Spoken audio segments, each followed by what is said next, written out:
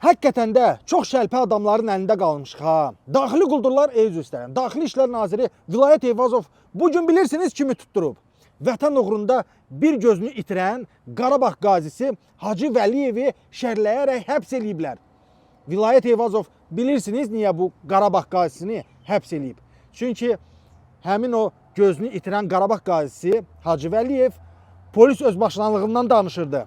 Polisdə olan rüşvətxorluqdan danışırdı. Ona görə də Vilayət Eyvazov bax Qarabağ qazisindən belə acığını çıxıb. İndi siz mənə deyin görüm, bu vətən uğrunda, bu hökumət uğrunda, bu quldurlar uğrunda dəyər gedib döyüşmək və gözünü itirmək. Ha? Dəyər?